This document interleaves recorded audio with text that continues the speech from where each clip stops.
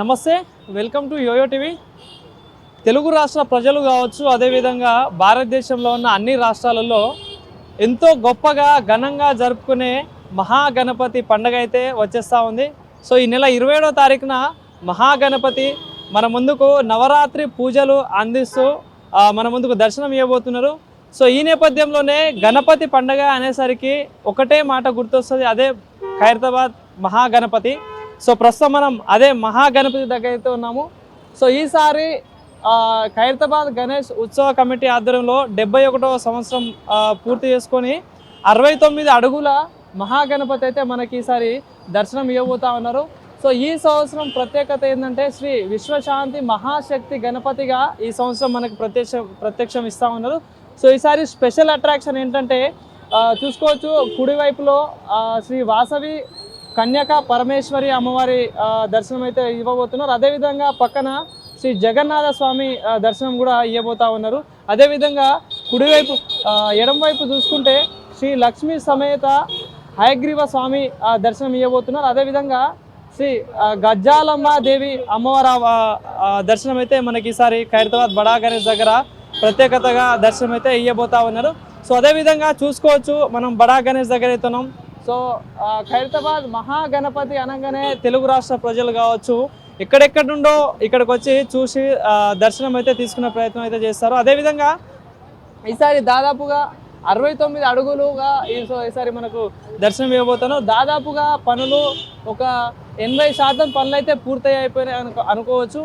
So ఆ work అంతా అయిపోయింది. అదేవిధంగా కలర్ వర్క్ అయితే నడుస్తూ ఉంది. సో చూసుకోవచ్చు, అక్కడ మనకి కుడివైపులో శ్రీ జగన్నాథ స్వామి అవతారం అయితే వస్తూ ఉంది. అదేవిధంగా ఎడం వైపులో కూడా ఇందాక చెప్పుకున్నట్టు సో అన్ని దేవతలు అయితే మనకి ఈసారి దర్శనం ఇవ్వబోతున్నారు. సో తెలుగు రాష్ట్ర ప్రజలు కావచ్చు, ఖైరతాబాద్ బడా గణేష్ని ప్రేమించే భక్తులు కావచ్చు, సో ఈసారి ఇక్కడికి వచ్చేసి మహాగణపతి దర్శనం అయితే తీసుకోవాలి. అదేవిధంగా జాగ్రత్తలు కూడా పాటించాలి.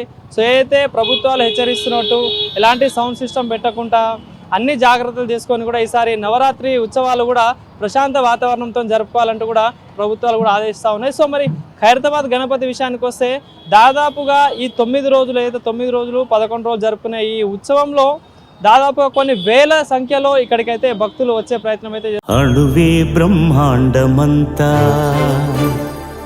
చిరుబొజ్జే జగమంతా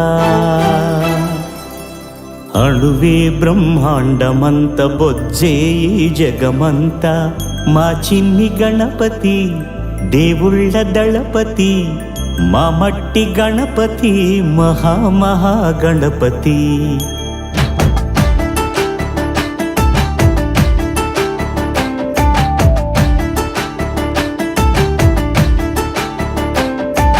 గణపతి బప్పా మోరియా మాపై దయనే చూపయ్యా.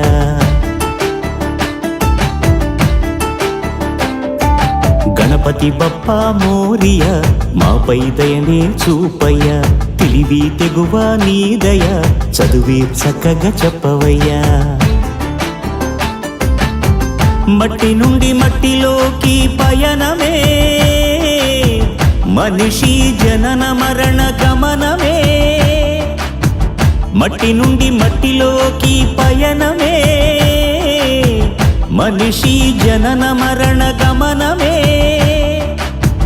జీవులకు నిలయము జీవనానికి మూలము మట్టే కదా సర్వము. మనిషికెంత పుణ్యమో మట్టి గణపతిని చేయ. గణపతి బప్పా మోరియా మాపై దయనే చూపయ్య.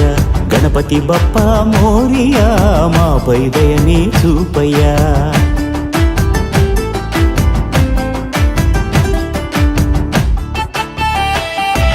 సో ఇది చూసారు కదా, ఖైరతాబాద్ మహాగణపతిని అయితే మొత్తం పూర్తిగా చూసేసినట్టే అనుకుంటున్నా. సో దాదాపుగా ఈ మహాగణపతి పనులైతే దాదాపుగా 3 నెలల నుండి అయితే ఇక్కడ ఉత్సవ కమిటీకి సంబంధించిన వాళ్ళైతే స్టార్ట్ చేయడం జరిగింది. 3 నెలల నుండి కూడా ఆ కట్టే సంబంధించిన కావచ్చు, కలర్ విషయంలో కావచ్చు, మట్టి విషయంలో కావచ్చు, ఆ తెచ్చే ఏర్పాట్లన్నీ కూడా దాదాపుగా ఒక 4-5 రాష్ట్రాల నుండి చేసే వాళ్ళని పిలిచిన అయితే ఇందాక వాళ్ళ కమిటీ మెంబర్స్ చెప్తున్న పరిస్థితి.